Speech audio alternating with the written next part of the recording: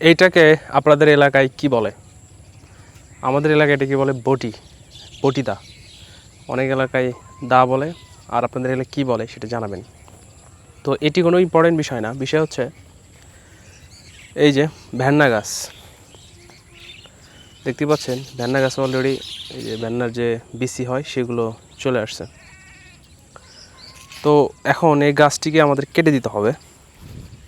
এটি কাটার কারণ হচ্ছে, এটি যদি না কাটি তাহলে এখন যেভাবে বৃষ্টি শুরু হয়েছে, আর কদিন পরে এই পাতায় হচ্ছে ছ্যাঙ্গা দেয়, বুঝছেন, বিশাল বিশাল ছ্যাঙ্গা।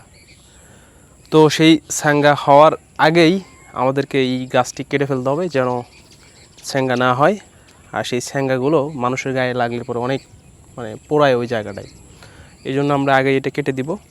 চলেন এই গাছকে কেটে ফেলি। যদিও এটা হালকা পাতলা বৃক্ষ নিধন হবে, কিন্তু কিছু করার নাই। এখন এটাতে কাটবে কিনা সেটা আল্লাহ জানে, দেখি কি হয়। এটা করাতের মতো করে কাটতেছিলাম, তা হচ্ছে না, কবি দিতে হবে। এটা একদম কাঠের মতোই।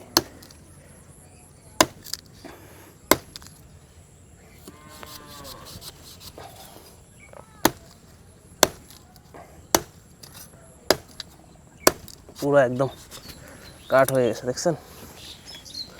এখন একটু এই সাইডে দিতে হবে, আর একটু এই সাইডে। দেখেন একদম বড় গাছের মতো ভেঙে পড়তেছে। এদিকে ভেঙে পড়, এদিকে পড়। শেষ। একটু বৃক্ষ নিধন করলাম। যাই হোক, এটি আসলে ভালোর জন্য।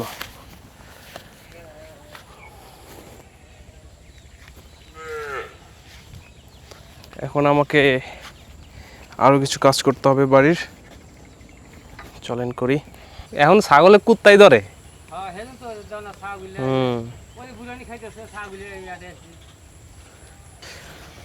পেঁপে গাছ, এটি অন্য গাছ জড়িয়ে ধরেছে, এটাকে একটু পরিষ্কার করে দেওয়া উচিত।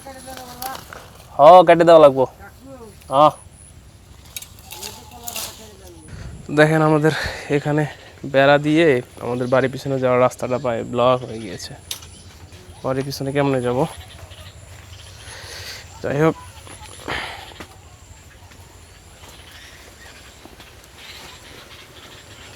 দেখেন আমাদের এইখানে কলার ইয়াগুলো অনেক বড় হয়ে গিয়েছে, ড্রাগনগুলো। আম গাছটাকে একদম জড়িয়ে ধরেছে।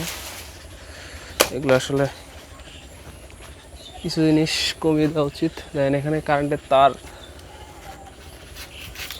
দেখেন আমাদের এই আম গাছটি সব কলা পাতার নিচে পড়ে গেছে। এটা তো আসলে হবে না, এভাবে হবে না। আমাকে একটা বাঁশের মাথায় এই কাঁচি পেতে নিয়ে আসতে হবে। দেখেন এখানকার এই গাছে কি অবস্থা, ও মাই গড, এই গাছ তো পুরাই প্রেশারে পড়ে গিয়েছে।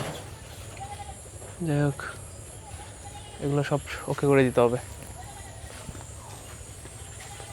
এইভাবে হবে না।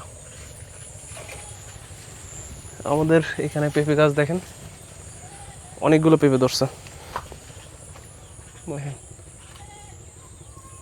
পেঁপে গাছটা তো কলা পাতা দিয়ে ঝামেলা হয়ে গেছে।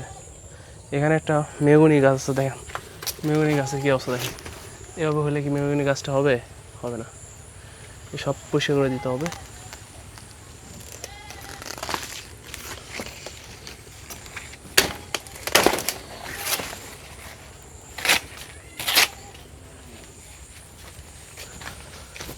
আমাকে একটা বাঁশের ব্যবস্থা করতে হবে, সে বাঁশের আগায় পটিতে লাগাইতে হবে। চলেন। তো গাছ দেখতে পাচ্ছেন, এগুলো হচ্ছে লাউয়ের বিচি। আর কিসের বিচি খালা? এগুলা ভাইঙ্গা পড়লা। তো এগুলো হচ্ছে যে আমরা রোপণ করে দিচ্ছি মাটিতে।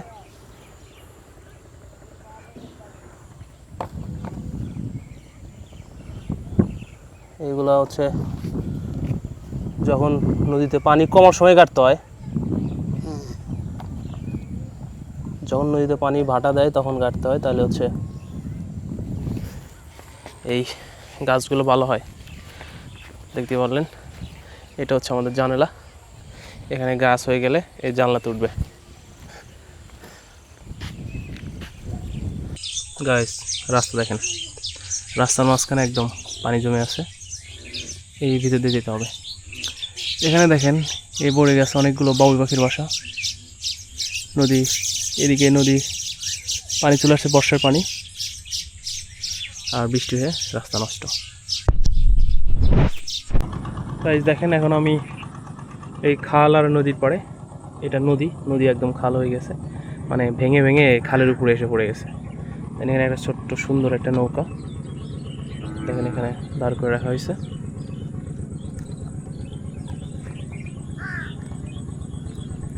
আর রাস্তাটা দেখেন, মানে আর আধাত পানি বাড়লেই এই রাস্তার উপরে পানির বন্যার পানি উঠে চলে আসবে, তখন আর এখান দিয়ে যাওয়া সম্ভব হবে না।